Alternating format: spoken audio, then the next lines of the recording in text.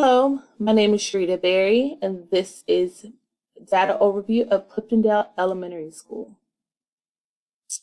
The purpose of this presentation is to share the achievements and growth of the students who are assessed with the Georgia Milestone, also known as the EOGs.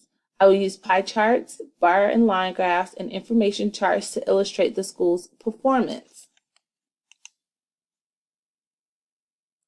Cliftondale Elementary is located in College Park, Georgia. Cliftondale is a part of the South Learning Community in Fulton County School System. Cliftondale was founded and opened in 2009. The demographics has not changed since the school has opened. There are 98% African American Black students, 1% white, and 1% Hispanic, giving the school a total of 833 students enrolled. In addition to, there are 9% of students with disability and 1% of students who are considered ELL, English language learners.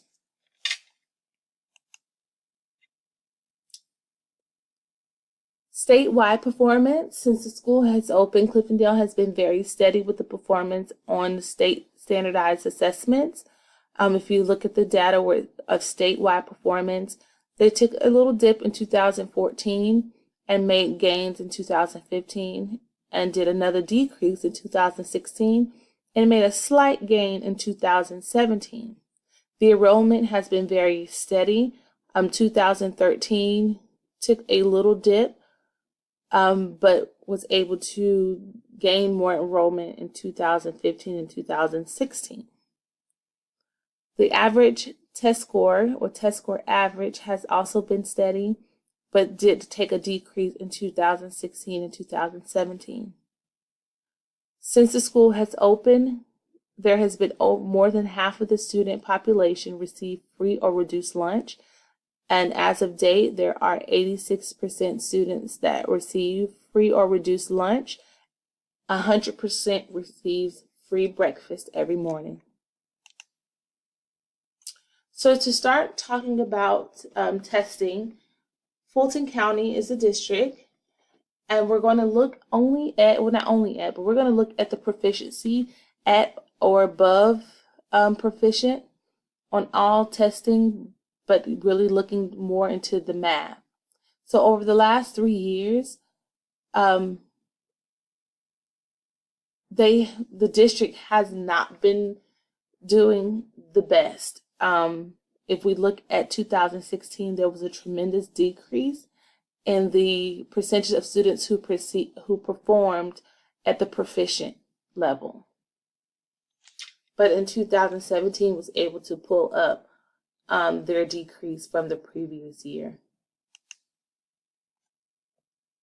So the Georgia Milestones 2017 results. This is with comparing Cliftondale, Fulton County, and Georgia. 3rd and 4th grade do not take science and social studies, so there are not scores for them. But if we look at and compare the results of students who met the standards, Cliftondale falls slightly behind the county and the state, especially in 5th grade, and especially in social studies in 5th grade.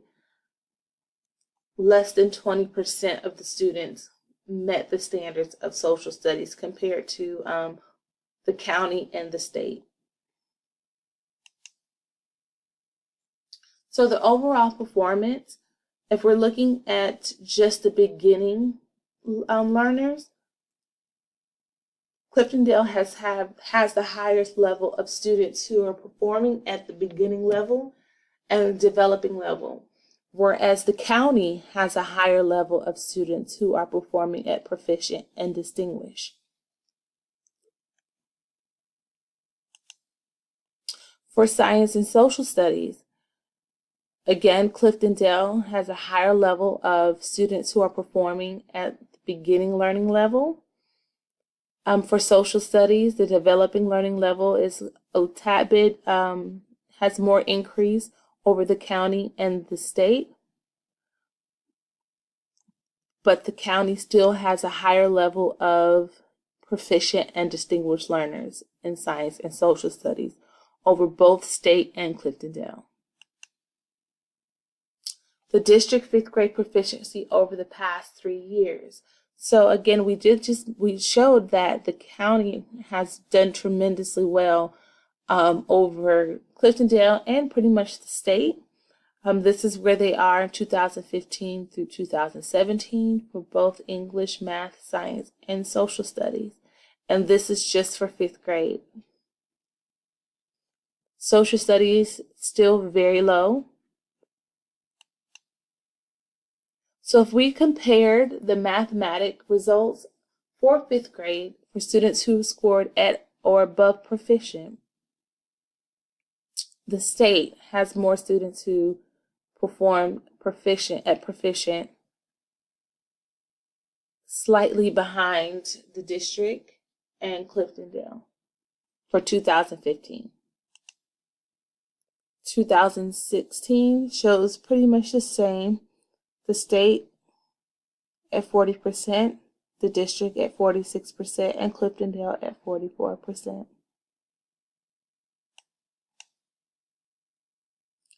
And last year's scores, as we've looked in the previous graphs of data, Cliftondale did not do as well on Georgia Milestone last year with the students who scored at or above proficient.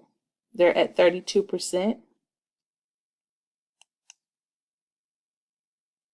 To compare gender for 2014-2015 school year, if we start at the distinguished and proficient learners, the females tend to score higher in the proficient learner and distinguished learner over the males.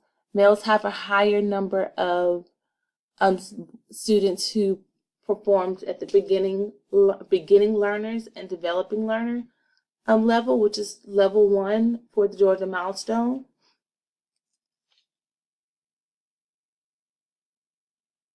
But the boys tend to do a little bit better on these. Nope.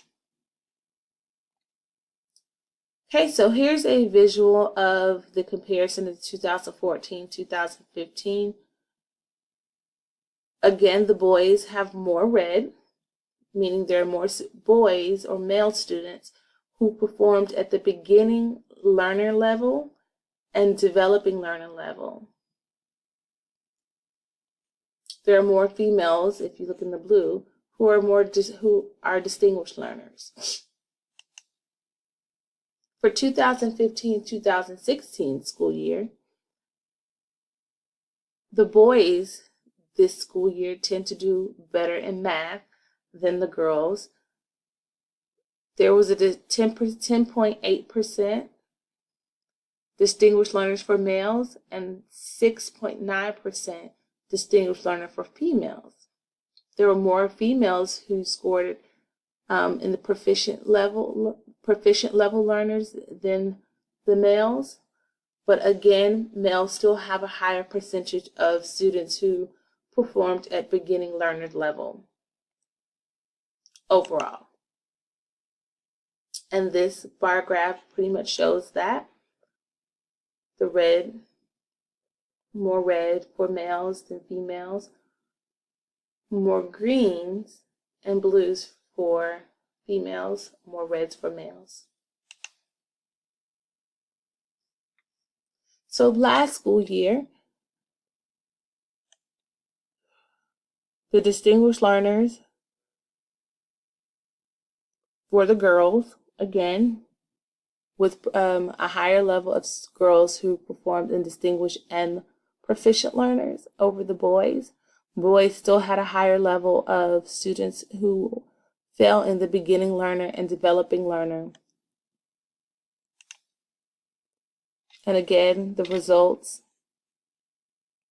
of that hold true.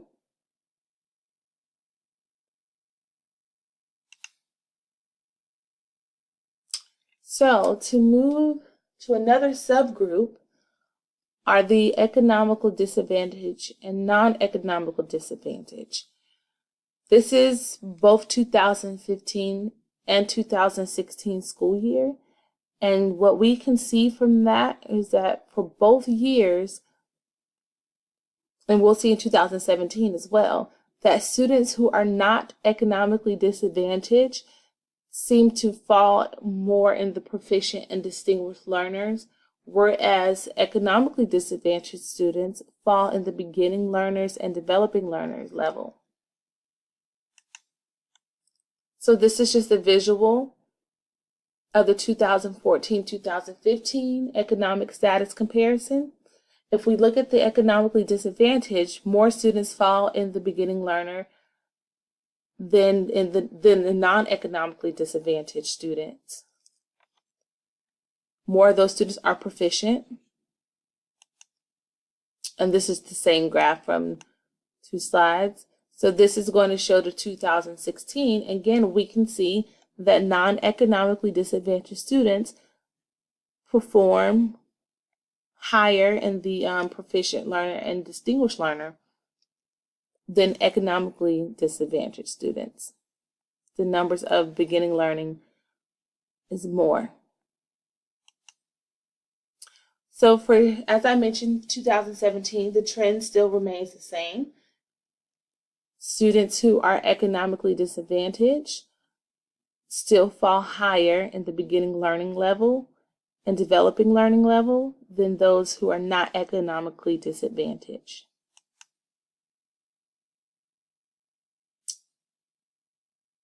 Math is really close.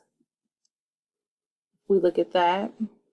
For the economically disadvantaged, those students, 24% were in beginning learning and only 20% was for the non-economically disadvantaged in beginning learning. So the scores or the levels of where the kids are performing are neck and neck in 2016-2017, but non-economically disadvantaged students still tend to do better. So when we look more into how to compare the students' learning, I chose math because there were a lot more domains that I could really look at, and because I also teach math. Comparing the 5 teachers that gave the test last year, there are geometry, measurements and data, numbers and operations with dealing with fractions, and numbers in base 10, and in algebra. Teacher 1, which is in the orange, had higher scores than most of her colleagues, or most of the colleagues. If we look, there were lower numbers in the numbers and operation fraction, dealing with fractions, from all teachers. Although the scores are all considerably lower than most in the district, teacher 1 has a steady trend of doing a little bit better than the other teachers.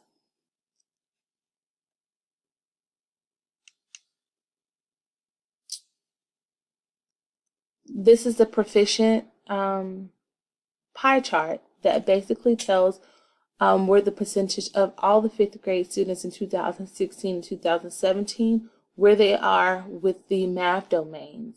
And judging from this pie chart, 12% and 14% are the lowest numbers of where the students performed at or above proficiency in the math. And that was for numbers in base 10 and numbers of operations and fractions. So based on that, I can tell that that is the weakness of the students. Their strengths are in algebra, which is pretty easy. It connects a lot of the previous standards from the other grades. Fractions are very conceptual. One of the things that we are doing this year to help pull up those fractions and numbers in base 10 is incorporating number talks in every lesson and having a guided math using literacy in our small groups. So the school is very aware that the students are having a hard time with fractions, and we also put in place manipulative Mondays, which allows the students to see math in a conceptual kind of way instead of just the standard algorithm